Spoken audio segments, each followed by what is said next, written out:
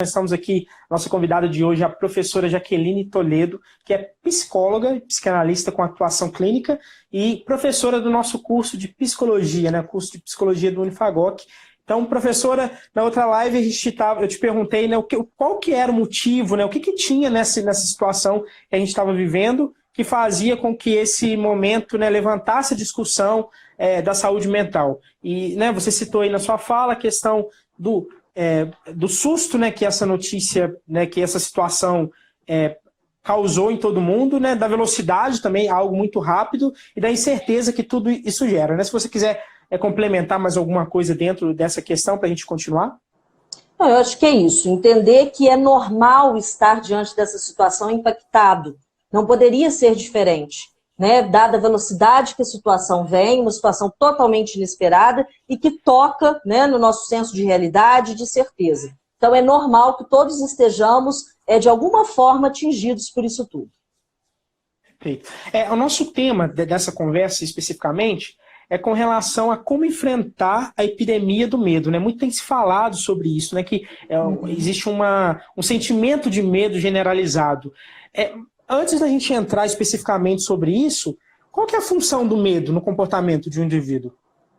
O medo, ele funciona de uma forma natural, positiva, de alerta, né? Sempre que eu estou diante de alguma coisa que eu me sinto não preparado para lidar, que eu me sinto ameaçado, seja de uma forma pequena ou mais intensa, o medo aparece. Ele aparece como sinalizador de que eu devo me preparar para enfrentar tal situação.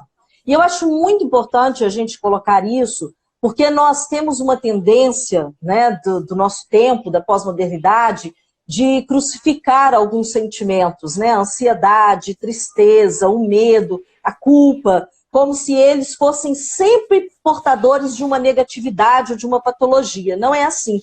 Todos esses afetos que eu citei, eles são comuns, são naturais e são saudáveis, né? Eles podem vir, dependendo de como cada um vai se deparar com isso na sua vida, na sua história, a transformarem-se em alguma situação patológica ou conflituosa, mas eles em si são naturais e saudáveis. Então a gente precisa entender, a partir dessa naturalidade, né, que o medo faz parte da nossa vida, quais são os sinais de que de fato ele pode estar tomando uma proporção exagerada ou se tornando algo patológico? Sim, olha só. Como eu coloquei, um sinal de alerta, né, que me deve levar a um movimento, me deve levar a me organizar, a me preparar. Porém, o que acontece em algumas circunstâncias? Que a pessoa ela fica tão tomada pelo medo que ela paralisa. E ela deixa de raciocinar, ela deixa de pensar. E se nós olharmos com cuidado, Felipe, é exatamente o que tem acontecido com muitas pessoas, né? Elas estão numa condição de que elas não criticam aquilo que chegam até elas, criticar no sentido de analisar, de fazer uma peneira, né? Será que todas as informações que eu recebo eu devo transmitir às pessoas? Né? Sem o senso de analisar se o que está recebendo é verdadeiro, se é uma fake news, por exemplo, né?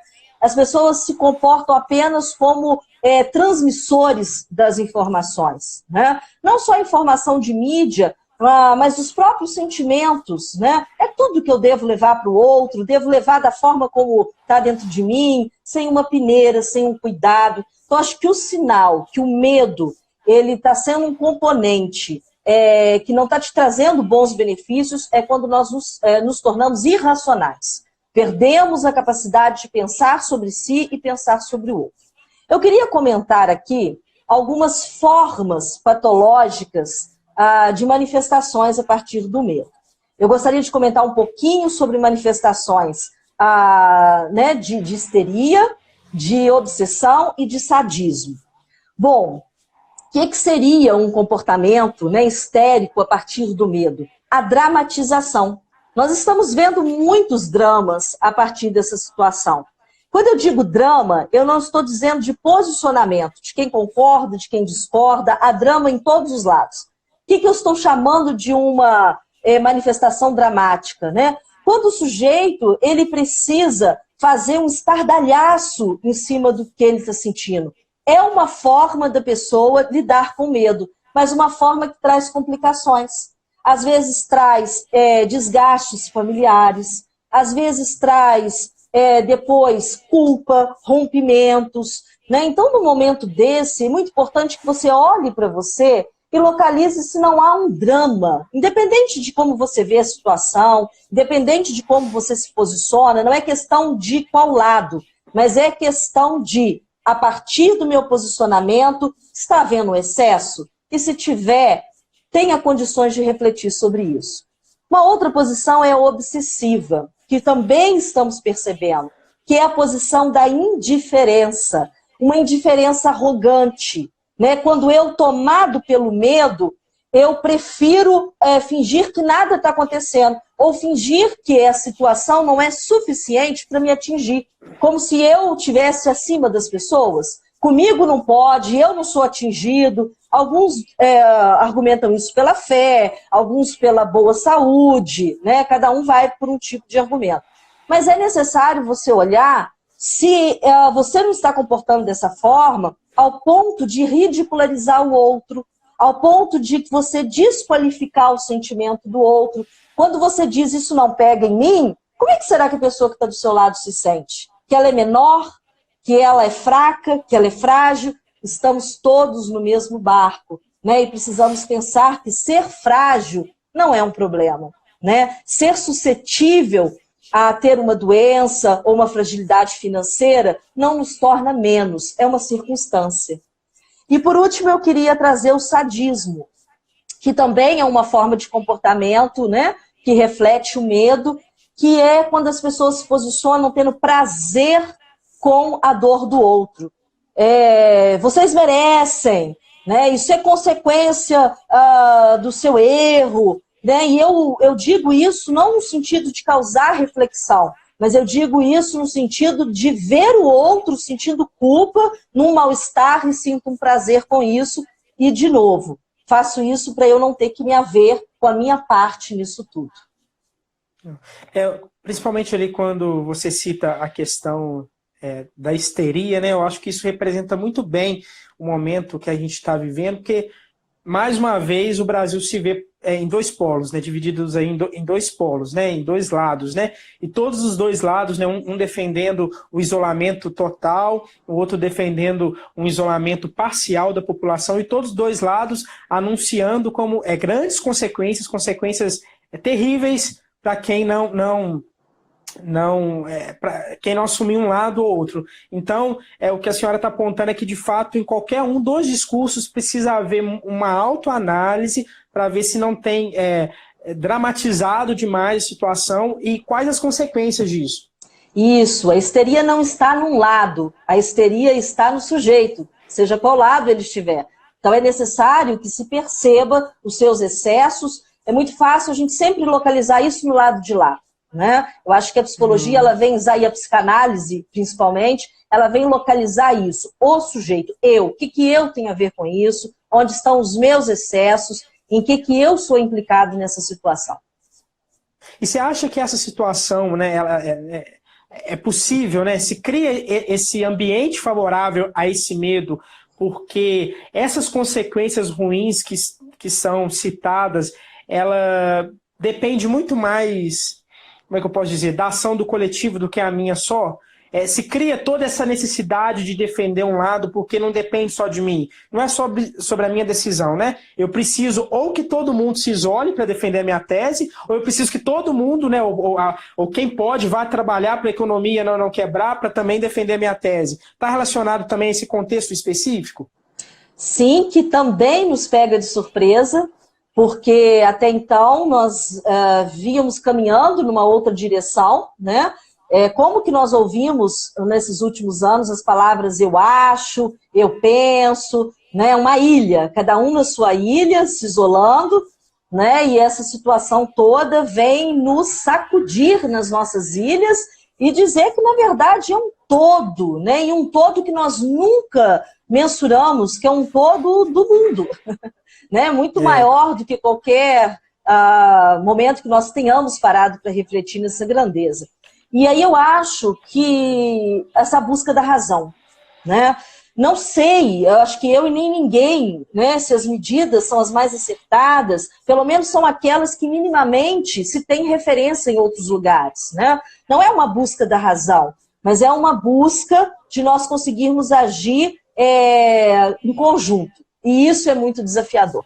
Eu citei ontem no perfil, no meu WhatsApp, a respeito do filme O Poço, né? E deixo aqui a indicação, um filme da Netflix, que é um filme muito denso, né? Mexeu com as minhas emoções, não é um filme fácil de assistir, mas que eu acho muito pertinente para esse momento, porque ele fala exatamente dos prejuízos de cada um trabalhar por si e não conseguir perceber o quanto que nós somos dependentes das ações uns dos outros. Legal. Você citou mesmo na sua fala, né, que o medo ele é natural, inerente ao ser humano. Então, se a gente pensar que o medo ele sempre fez parte do ser humano, o que muda nesse cenário, né, desse contexto de medo generalizado? Exatamente essa palavra, a generalização, né? Eu acho que essa experiência ser partilhada, não pela maioria, mas por todos, né? Eu gostaria de fazer uma metáfora para explicar um pouco, né, conversar um pouco sobre isso. O exemplo de uma mulher que tem um casamento onde ela tem uma vida afetiva com seu marido, anos de convivência, né, tem um elo emocional forte, e esse marido é o provedor maior da casa, vamos colocar assim. E de repente esse homem falece ou adoece, alguma coisa assim. Vamos colocar falecer. Essa mulher se vê diante da perda afetiva, né, do seu objeto de amor, e essa mulher se vê diante da perda do provedor. Então ela não tem uma dificuldade ou outra, ela tem uma dificuldade e outra, né? E eu acho que é isso que nós estamos tendo muita dificuldade de perceber, que não se trata de uma coisa e outra, não é uma escolha, né? As duas coisas vieram juntas, né? As questões afetivas, dos nossos projetos, dos nossos planejamentos, né? A escolha de vida que cada um fez e que agora está se vendo, né, retirado dela, e as implicações econômicas que isso tem. Só que, além disso, nesse exemplo que eu dei, essa mulher estaria vivendo isso de uma forma isolada. E ao olhar em volta, a estrutura das outras pessoas permanece de pé. E isso dá um chão para pisar. Eu olho para a vida de um, olho para a vida de outro e vou me recompondo, vou vendo aonde que eu quero chegar, vou tendo apoio. Nesse momento, nós não temos para onde olhar. Se eu olho para a direita, a pessoa está vivendo a mesma perda que eu. Se eu olho para a esquerda, a mesma perda que eu. Então, essa sensação de uma falta de onde se pegar, uma falta de uma referência de estabilidade. Estamos todos instáveis. Então, eu acho que essa generalização, né, da minha experiência, né, é algo que nos incomoda mais, que nos convoca mais. E até a falta, talvez, de olhar também, né? Porque se você vive uma situação de dificuldade num contexto onde a maior parte das pessoas ao seu lado estão tranquilas, estão num momento bom, você às vezes tem uma rede de apoio maior, um olhar de atenção e cuidado maior, e nesse momento acaba que o que deveria acontecer também é todo mundo se unir, pensando que todo mundo pode se ajudar, né? Mas talvez essa sensação também de estar sozinho mesmo, né? Ele não está sozinho porque tem muitas pessoas vivendo o que ele está vivendo, mas talvez muitas pessoas que também não vão poder ajudar ele. Passa por aí também? Porque acho que até essa noção do tempo de cada um, acho muito importante a gente mensurar. Né? Nós recebemos aí essa notícia, acho que há 20 dias, mais ou menos, vamos colocar assim, e logo tivemos que tomar algumas medidas, né, em relação a isso, e isso atropelou esse tempo de refletir. Né? Eu falo isso por mim mesma. Né? Chegou um momento que eu falei assim, é hora de eu parar, me dar um tempo e sentir o que é essa nova etapa, né? Sentir mesmo, de dar lugar às minhas emoções, lugar ao medo, lugar às inseguranças, porque se eu não sei o que eu estou sentindo, como que eu posso organizar diante disso? Primeira coisa é entender o que é que está se passando dentro de mim. para depois eu ver o que eu vou fazer com isso, né? E aí, às vezes, falta alguém que esteja estável para me estender essa mão, porque todos estão nesse processo. Interessante. E quais são as consequências desse momento de né, medo coletivo, né, em termos de patologia, de doenças? A gente pode concluir que pessoas aparentemente saudáveis, psicologicamente falando, elas podem desenvolver algum diagnóstico nesse contexto? Então, olha só, eu acho que a gente tem que ter muito cuidado, né, ao tratar disso, porque algo é ser afetado, outro é a patologia. Né? Afetados todos estamos, em menor ou maior grau. Né? Claro que aí de acordo com a estrutura de cada um. Então eu não acho que dá para a gente separar quem vai ser afetado e quem não vai. Todos estamos afetados. Agora, o que diz respeito a uma patologia, eu não vejo uma ligação direta com esse momento. Eu acho que um quadro patológico, ele depende de algo que já vem. Tá? Já é da estrutura, já é da história do indivíduo. Talvez esse momento seja um desencadeador, sim, como seria outro, né? Ou esse ou um outro. Depende, acho que, da história de cada um. O que eu quero dizer que essa situação em si, de forma isolada, não é uma causa de patologia. Vai depender, né, da subjetividade. Agora, a afetação, isso aí não tem como não ser. E aí eu acho que é interessante a gente pensar também, abordar, até talvez na função de um profissional, né, de um psicólogo, porque em qual condição que a pessoa deve procurar, então, esse profissional? É a pessoa que, de fato, ela acha que tem uma patologia e precisa desse diagnóstico, ou até mesmo essa pessoa que é afetada, ela pode recorrer a esse profissional? Muito bom, Felipe. Nós temos ainda uma associação, né, do trabalho do psicólogo e até mesmo do psiquiatra, saúde mental, né, de forma geral, associada à doença, associada à patologia. Né, e é muito necessário que a gente faça uma desmistificação disso. Né? O trabalho do psicólogo, ele é um trabalho que não está diretamente associado à patologia. Pode ser que sim, dependendo do quadro dessa pessoa. Mas ele é um trabalho de um lugar para que esse sujeito possa ter uma condição muito especial de ser ouvido sem crítica, sem julgamento, né, e por uma escuta técnica. Né? O que é uma escuta técnica? O profissional que é capaz de ouvir e de conduzir esse paciente de forma que ele compreenda com mais clareza o porquê dessa situação. Né? Eu gosto muito de dar um exemplo para os meus pacientes, que uma metáfora que eu uso, né? Se tiver paciente meu ouvindo, vai lembrar, porque eu falo isso com recorrência.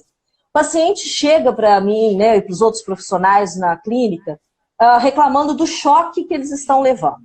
Né? O sintoma, aquele certo mal-estar que você está acometido e que você não está aguentando, como se de fato aquilo fosse o problema. O profissional vai acolher como se fosse o problema. Só que o problema não está no choque. O problema está no dedo na tomada. Enquanto você não tirar o dedo da tomada que está te dando choque, você vai continuar sentindo choque. Só que sozinho é muito difícil você perceber que tomada é essa, que insistência é essa de manter o dedo para levar o choque, e é esse o trabalho do profissional. É conduzir com você, no seu tempo, dentro do seu possível, mas trabalhando. Trabalho clínico é trabalho pesado, né, de forma que você entenda. E aí tem aquela hora maravilhosa que o paciente localiza e fala: é essa a tomada da minha vida, é esse o choque que eu estou levando, e aí o paciente tem um encorajamento, ele tem o vínculo terapêutico que o fortalece para ele ir lá e tirar o dedo da tomada e se livrar do seu choque. Eu não sei se eu estou sendo muito reducionista, né? Se eu tivesse, pode falar, mas está relacionado com aquele, né, ditado popular: é melhor prevenir do que remediar, pensando nessa assistência profissional. Sim, sim. Na psicanálise a gente entende que o sujeito ele tem o tempo dele. Né? Alguns com pouco sofrimento já estão correndo para buscar essa ajuda terapêutica. Outros, por questões variadas, vão insistir mais. Né? E aí a gente brinca com isso, né? Eu falo com os meus alunos: o sujeito vai ter que sofrer mais, mas vai chegar a hora que ele vai se render, né, e vai solicitar esse apoio. Então é isso que você está falando. Eu acho que quanto antes, melhor. mas eu entendo que cada um tem o seu momento, tem o seu time. Legal. Para você que chegou aí no meio da nossa live, a gente está conversando com a psicóloga, psicanalista Jaqueline Toledo, que é professora no Unifagoc, e a gente está falando sobre saúde mental, como enfrentar a epidemia do medo. Mais uma vez, se você quer deixar alguma pergunta, a gente já tem algumas perguntas aqui, daqui a pouco a gente vai abrir para esse espaço. Conhece alguém que possa se interessar por esse conteúdo, compartilha essa live e que a gente possa aí continuar discutindo, conversando, ouvindo aí o conhecimento da psicóloga com relação a esse assunto. Felipe? Sim? Eu vi algumas perguntas aqui falando sobre ansiedade. Eu posso só fazer um comentário? Claro, por favor. Eu acho muito importante, né, a gente colocar nesse momento que cada um vai lidar da sua maneira, dentro da sua estrutura, seja ela dita normal ou patológica. Eu acho que o que faz a diferença é se o sujeito está consciente ou não do desafio que nós estamos vivendo. Eu acho que isso é muito importante. Eu acho que é um fator muito agregador para um nível alto de ansiedade nesse momento, né? As pessoas não se tornarem conscientes do desafio que tem pela frente. Aquilo que eu falei da negação ou do drama, né? Eu fico fazendo todo um movimento e não paro para refletir. Então, o que eu acho que ajuda na ansiedade? Você ter um tempo de silêncio, né? O silêncio, ele é necessário. E é o que nós menos estamos tendo. Tem uma brincadeira de um áudio no WhatsApp que uma mulher diz isso. Mas às 18 é não sei o quê, às 19 é não sei o quê, faz isso, faz aquilo. É muito faça isso ou faça aquilo. Eu acho que a gente precisa se acalmar, se acautelar, né? Pergunte-se o que você quer fazer, né? Se ouça, olha para dentro. E a gente só pode se ouvir quando a gente silencia. Silencia a si, silencia o outro.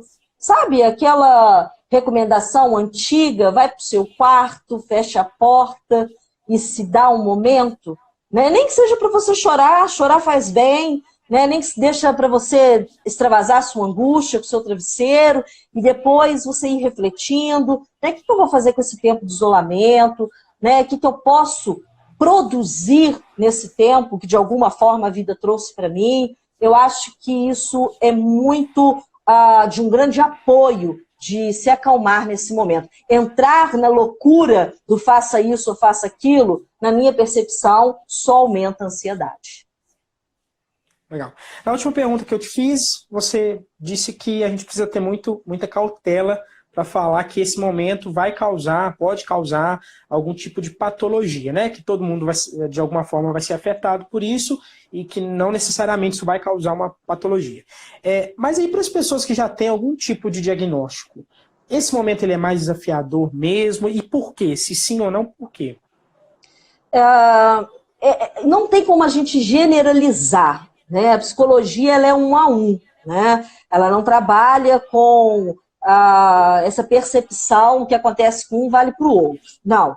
Pode acontecer de alguém que está em alguma patologia, né, tem alguma fragilidade, sentir esse momento de uma forma mais agressora? Pode acontecer. Mas também pode acontecer o contrário, né? Pode ser alguém que está aí com algum diagnóstico ou em tratamento, lidar super bem com isso, e uma outra pessoa que não está ser acometida de um conflito maior. Então, eu acho que a gente não pode colocar uma assertividade nisso, tá? Quem tem um diagnóstico vai... Não sei, né? É o cada um. Eu acho que por isso a necessidade de se avaliar, né? Se eu estou sentindo que eu não estou respondendo bem a esse momento e que isso está tomando uma proporção que eu não estou dando conta de lidar com ela, procure ajuda, né? É para isso que o profissional da psicologia está a serviço da comunidade, né? Para que ele possa te acolher nesse momento e te dar um lugar, né? Um lugar mais pacífico, um lugar mais possível para você habitar e fazer essa travessia que nós não podemos fugir dela. E quais são as formas de enfrentamento do medo nesse contexto, né? Existe alguma estratégia que é diferente por a gente estar nesse momento aí específico de colapso? Eu acho que algo muito, sim, pertinente nesse momento é esse enxugamento do excesso, né? Eu falei de um excesso que sai da gente para o outro, mas tem um excesso que vem de fora para a gente, né? Excesso de informação, excesso de faça isso, faça aquilo. Eu acho que uma boa maneira saudável de nós lidarmos com isso é nós cercarmos uma blindagem mesmo para esse excesso não chegar em nós. Eleja uma fonte de confiança para você se atualizar dos dados, né? Eleja pessoas que tenham um discurso agregador, né? Tem muitas pessoas que têm um discurso muito negativista, muito apocalíptico, né? Eu acho que isso, nesse momento, não estou dizendo que a pessoa esteja certa ou errada, mas eu acho que a gente tem que se cuidar para não ficar se expondo tanto a isso, né? O momento já é delicado. Se eu só trouxer para mim o caos, fica inabitável, né? Então, eu acho que buscar dentro dos nossos limites aquilo que é prazeroso, né? É possível ter prazer nesse período de isolamento, né? Até acho muito pertinente a gente trazer isso, que eu acho que algumas pessoas se sentem até culpadas, né, de terem prazer, né? O mundo está desabando e eu estou tendo prazer. Sim, por favor, busque isso. Isso não é fugir da realidade, né? A gente vai transitar. Enquanto eu tenho momentos de prazer, eu me recomponho, eu me revigoro, e aí eu retorno para dar conta disso tudo. Acho que é uma boa direção. E eu acho que passa um pouco pela questão até do autoconhecimento, né? Eu saber até aonde vai o meu limite de ouvir as notícias e isso vai me trazer um impacto, de conhecer coisas que eu posso recorrer que vão me gerar prazer também. Esse caminho do autoconhecimento pode ajudar bastante também, né? Com certeza, né? Eu acho que sempre, né, o autoconhecimento ele é extremamente saudável, necessário, nós fugimos muito dele, né? Porque eu acho que nós temos muito medo do que vamos encontrar. Eu acho que a grande questão é essa. Eu vi uma pergunta aqui dizendo se eu devo ir direto, se eu tenho que ir ao psicólogo ou se eu posso ir direto ao psiquiatra. Vá em quem você se sentir à vontade, não há uma regra para isso, né? Às vezes você tem um vínculo com o seu psiquiatra e vai se sentir à vontade de estar indo nele. Se ele é um bom profissional, e creio que nós tenhamos muitos, e ele perceber a necessidade de você estar em terapia, ele vai te encaminhar. E acho que vindo esse encaminhamento dele, talvez você receba melhor, né? E vice-versa. Se você procurar o psicólogo e ele entender que junto com o processo terapêutico tem que haver uma intervenção médica, o psicólogo também vai te encaminhar. Eu acho que isso não é novo, não é para esse momento. A saúde mental vem caminhando nesse sentido, né, de um trabalho multidisciplinar, né? Não acredito num trabalho que a gente faça de forma autossuficiente, né? Nós estamos aqui, enquanto profissionais da saúde mental, para garantir o melhor para o nosso cliente, paciente, independente de quem ele procure primeiro. Faça aquilo que vai deixar você mais à vontade. Jaqueline, é possível diferenciar brevemente esses dois profissionais? Porque eu acho que existe um senso comum de que a psicologia, né, o psicólogo é para uma questão mais inicial e quando está mais avançado é psiquiatra, ou mais grave, psiquiatra. Você consegue, talvez, brevemente explicar a função de cada um para talvez desmistificar ou reforçar essa teoria? Sim. É o que eu coloquei. Eu acredito sempre que pode partir de qualquer um dos dois trabalhos, né? Eu não acredito que haja essa instância da gravidade, vamos colocar assim. Eu acho que é cada um dando conta do seu saber. Há momentos em que aquele profissional que acolheu primeiro vai perceber a necessidade da ação do outro profissional, né? Por exemplo, enquanto psicólogo eu estou atendendo um paciente e eu vejo que o sofrimento dele, não estou falando nem de uma patologia, eu estou dizendo que o sofrimento dele está muito intenso, muito angustiante, e às vezes há necessidade de que ele receba o cuidado de um psiquiatra para que alivie, né, de forma medicamentosa aquele conflito dele e ele possa até produzir melhor na sua terapia, né? Então eu acho que a gente precisa realmente quebrar esse conceito, né, que foi construído de que o psiquiatra vou usar aqui o português claro, é para louco. né? A gente, eu não vou no psiquiatra que eu tô louco, né? Não é, né? A medicina está aí com o seu lugar, a psicologia está aí com o seu lugar, e em parceria a gente pode produzir muito para as pessoas. Perfeito. E a pessoa que está nesse contexto, né, voltando a falar aí sobre essa questão da pandemia, ela está nesse contexto, enxerga que ela está vivendo uma situação exagerada do medo. O que ela pode fazer nesse momento, com os recursos que nós temos, com as limitações que nós temos nesse momento, o que ela pode fazer? Eu acho que há várias coisas que se possa fazer, né? Não há uma só, não há um só caminho. Eu vou apontar alguns aqui e existem outros com certeza, né? Não quero ser reducionista. Um caminho que eu vou apontar, é claro, é o da terapia, né? Eu acho que não por esse momento, né? Eu acho que a terapia é um lugar especial sempre para o sujeito, né? Porque, como eu coloquei, ele é um lugar sem crítica, ele é um lugar sem julgamento, ele é um lugar de uma escuta diferente, né? Que é a escuta do profissional da psicologia, e que vai poder perceber aquilo que o sujeito não está vendo, que é o pano de fundo, que é o que está por detrás disso tudo, né, do sintoma, e vai poder potencializar esse sujeito, dar ferramentas para ele lidar melhor, não só com esse momento, né, mas com todos os outros momentos da vida, né? Essa não é nem a primeira nem a última dificuldade que nós vamos passar enquanto humanidade, né? Outras vieram antes de nós e outras virão, né? Então eu acho que talvez o que esses momentos sirvam é para nos trazer um certo abalo sísmico, né, nas nossas estruturas, e que isso é bom, né? No final das contas, eu acho que fora o sofrimento, que não é algo, né, que nós gostamos, mas que tem a sua parcela de positividade. Às vezes, o caminho que nós estamos seguindo, e aqui eu estou usando uma percepção mais do coletivo, não estava bem direcionado, né? O eixo não estava bem centrado. Então, acho que enquanto humanidade tem algo bom nisso, né? Sempre que se abala, aquilo que não serve cai, né? E algumas coisas boas precisam ser construídas. Eu queria fazer um comentário aqui, que eu separei, que esse momento, eu acho que ele convoca a todos nós a comportamentos e atitudes muito intensas, né? E que nem sempre são as que a gente tinha antes. Muita solidariedade, muita fé, tudo muito, né? E eu sempre coloco muito em xeque, né?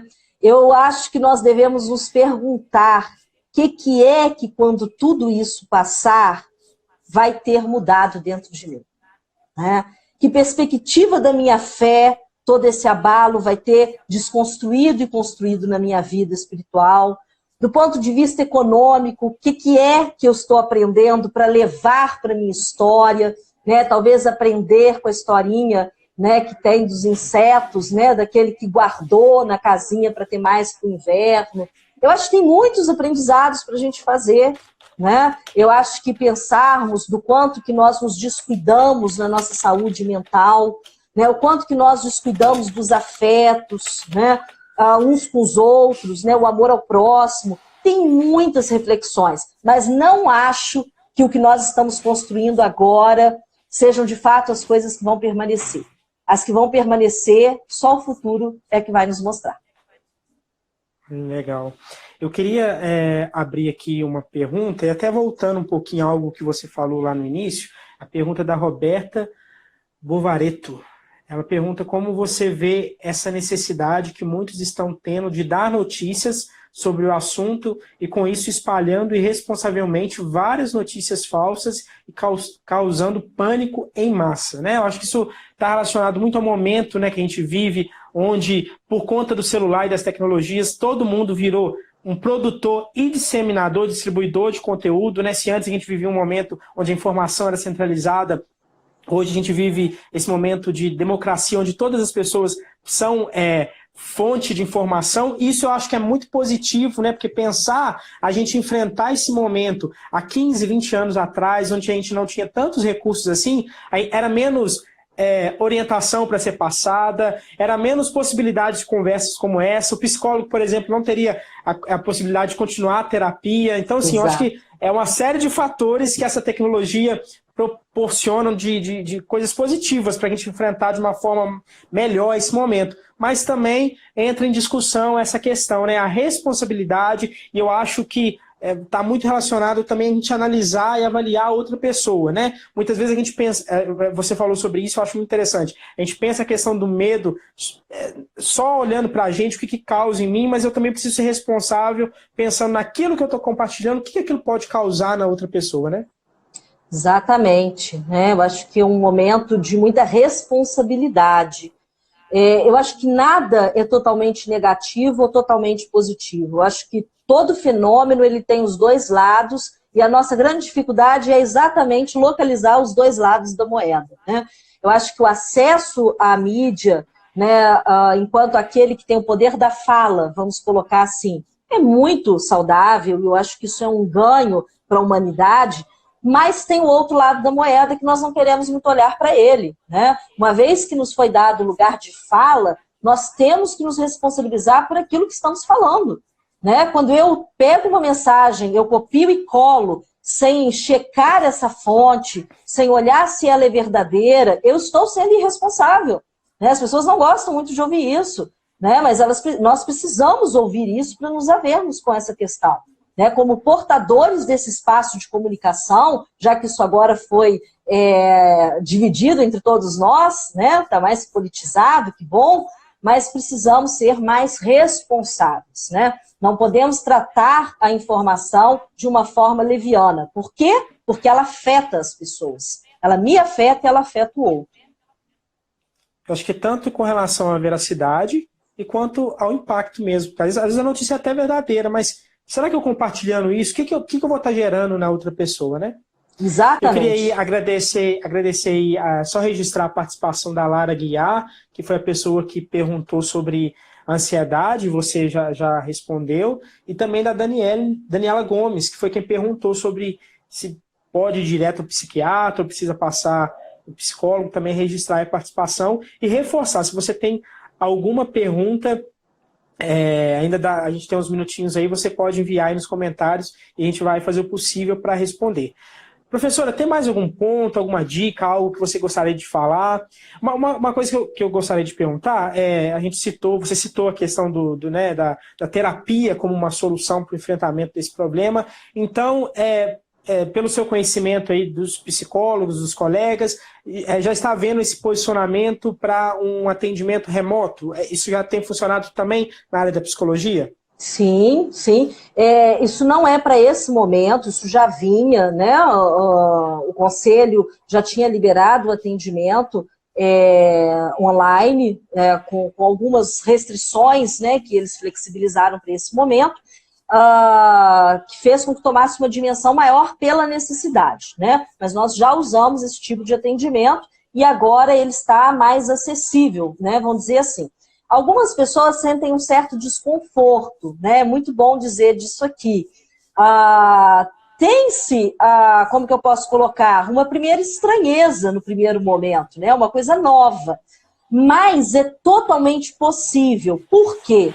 Porque trabalhar de forma remota não impede aquilo que é a principal ferramenta da psicologia, que é a palavra.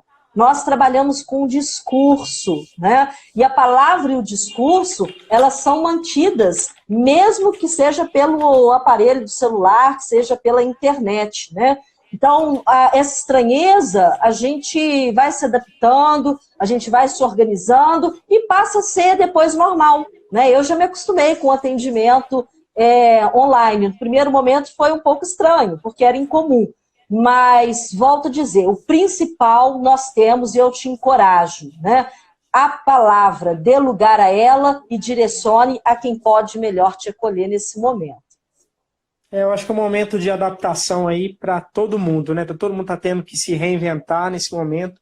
e a área da psicologia também imagino que esteja. E aqui eu quero aproveitar só para reforçar uma informação que já está aí no nosso site, que o Núcleo de Apoio ao Estudante, né, da UNAI, do Unifagor, que ele já faz esse trabalho de atendimento psicológico, e ele continua, né, se adaptou também, ele está continuando fazendo esse atendimento de forma remota, e reforçar que ele não é feito pela nossa professora Jaqueline, mas por uma outra professora do nosso curso, que é a professora Gabriela. Então, se você tem o interesse, é só você entrar no nosso site, ele tem todas as formas de agendamento. Lembrando que o agendamento é pelos canais oficiais do NAI, você deve contactar lá, não adianta entrar em contato com a professora, se você tem um contato, você precisa entrar e fazer esse agendamento pelo WhatsApp ou e-mail do NAI. Então, é uma ferramenta, é uma possibilidade, um recurso que a instituição já oferece aos alunos e não seria diferente nesse momento que a gente está vivendo, né, de isolamento social. E uma outra notícia também que foi divulgada hoje é que a FAGOC liberou um canal exclusivo para orientações acerca do coronavírus. Então, se você tem dúvidas, como que deve ser o isolamento social, quem deve ficar de quarentena, dúvidas sobre como buscar um atendimento médico, você pode ligar para o telefone ali no Unifagor, o telefone é o 3539-5600, daí você vai discar a opção 0 e vai ter uma pessoa ali para responder as suas dúvidas com relação a assuntos relacionados ao coronavírus, a forma de transmissão, a forma de prevenção. Então você pode lançar a mão desse recurso também. Muitas vezes, num momento como esse, são tantas informações, a gente fica em dúvida sobre em quem de fato acreditar, e nós estamos aqui disponibilizando de profissionais o nosso corpo administrativo para oferecer essas informações. Essa ação faz parte de um acordo, de uma parceria entre o Unifagoc e a Secretaria Municipal de Saúde. Então, é mais uma forma de você se orientar com relação a esse assunto. Deixa eu só conferir aqui se a gente tem mais alguma pergunta. Tem aparecendo uma aqui para mim. Posso falar? Pode responder, pode. Em respeito ao ser forçado a parar, né? Antes não tínhamos tempo para nada e agora fomos forçados a parar, com a minha opinião sobre como aproveitar o tempo, né? Nós temos muita dificuldade nessa relação com o tempo, muita dificuldade. Eu acho que ou pelo excesso ou pela sobra, né? Eu acho que no primeiro momento, eu acho que traz para nós a reflexão de como nós estávamos nos ocupando de uma forma exagerada, né? E nos levando ao excesso, né? Ao limite do corpo, ao limite do psíquico, né? Nós vínhamos caminhando de uma forma muito cansada, né? E também ter muito tempo nos leva a um ócio, vamos dizer assim, no mínimo cansativo. Eu acho que não tem uma receita para eu te dar, faça isso ou faça aquilo, porque cada um gosta de coisas diferentes. Eu acho que o importante é você localizar o que você gosta, né? Se você gosta de ler, vai ler, né? Que tipo de leitura que você gosta? Livros filosóficos, livros técnicos, romance, livros religiosos, leia o que você gosta. Se é música, vai ouvir boa música, né? Se é cozinhar, vá cozinhar. Eu acho que cada um ter a liberdade de, dentro da ausência que nós estamos, de uma certa liberdade de ir e vir, né? Essa ficou mexida. Mas tem uma outro tanto de liberdade que não foi tocada. Eu acho que isso que talvez nós precisamos perceber, precisamos localizar. Nós temos liberdade de escolher o que fazer dentro das nossas casas, né? Eu acho isso muito importante. E talvez estamos tão angustiados porque a liberdade de ir e vir foi diminuída e não estamos fazendo o que devemos com a liberdade que ainda temos, né? Estamos aí queixosos, murmurantes, né? Talvez eu te faça aqui um convite. O que é que você gosta de fazer? Né? O que é na sua vida que lhe causa prazer? Né? Talvez você nem saiba. Talvez você vai precisar descobrir. Faça isso. Pessoal, lembrando também que a gente tem um conteúdo no nosso site, que foram algumas dicas que a própria professora Jaqueline preparou para a gente, sobre algumas dicas de como enfrentar esse momento, nesse momento de todo mundo aí tá dentro de casa, alguns desafios que nós temos para superar. Então entra lá, confere esse conteúdo. E tem uma dica lá nesses minutos finais, professora, que eu achei bem interessante, que é permita-se ser frágil com a pessoa certa. E muitas vezes essa pessoa certa não vai estar com a gente dentro de casa, mas a gente tem aí, como eu falei, a tecnologia que pode nos ajudar. Então, acho que é importante também, a gente não precisa fazer desse distanciamento físico um distanciamento real, né? A gente pode lançar mão dessas amizades, dessas pessoas por meio das tecnologias também, né? Sim, acho isso extremamente saudável, positivo, né? Eu acho que é momento de se unir com quem te faz bem, né? Eu acho que isso toca também numa outra dica que eu coloquei aí, que é a respeito da gente não ficar romantizando as coisas, né? Estamos debaixo do mesmo teto, somos família, nós continuamos tendo conflito, continuamos tendo diferença, né? Não tem que, de repente, nascer a família perfeita, que todo mundo vive o dia inteiro sorrindo. Isso não existe. Se cobrar isso é angustiante, né? Às vezes a gente, dentro de casa, precisa fechar a porta, precisa se dar um tempo uns dos outros, né? Às vezes ouvir uma conversa diferente, uma fala diferente. Como eu disse, se recompor, até para voltar para essa convivência que está mais de pertinho, né? E fazer dela um lugar melhor, não perfeito. Legal. Professora, agradecer aí pelo seu tempo, pelo todo o conhecimento que você compartilhou conosco. Agradecer também a audiência que ficou com a gente aí até agora. Lembrar que esse conteúdo ele vai ficar aí pelas próximas 24 horas, então ainda dá tempo de você compartilhar, mostrar aí para sua família, mandar para os seus amigos. E lembrando, como eu falei, a gente está numa série de conteúdos, várias lives. Estamos também adaptando esses conteúdos que a gente está fazendo em formato de live em outros conteúdos, né, para o nosso site, para as nossas mídias sociais. Como falei, já tem conteúdo produzido pela professora no nosso site, dando outras dicas além do que já foi falado aqui. Então, faça uso disso, como eu tenho falado e repetido em toda a live. Né? A intenção do Unifagoc, nesse momento, é aproveitar de todo o conhecimento que é gerado ali dentro, para que a gente, todo mundo, todos juntos, possamos enfrentar esse momento da melhor maneira possível. Professora, te dá a oportunidade aí para suas palavras finais. Agradeço, né, a esse convite, a Unifagoc, que tem feito um trabalho com consciência, né, do papel que ela exerce como instituição de educação, né, não se eximindo de momento algum, né, desse lugar, pelo contrário, de forma muito consciente e responsável, se organizando para estar dando o seu melhor para os alunos e a comunidade em geral, né? Nós não ficamos restritos ao nosso universo, né? Estamos indo de encontro à comunidade e acho que isso tem seu valor e é mesmo que deve ser feito, né? Então, parabenizo e me sinto honrada de fazer parte desse processo. E, né, agradeço a você pela condução dessa live, por ter me deixado aqui tão à vontade, e agradeço a todos que participaram, né, que cederam o seu tempo para estar aqui participando, me ouvindo. Muito obrigada pelo seu tempo.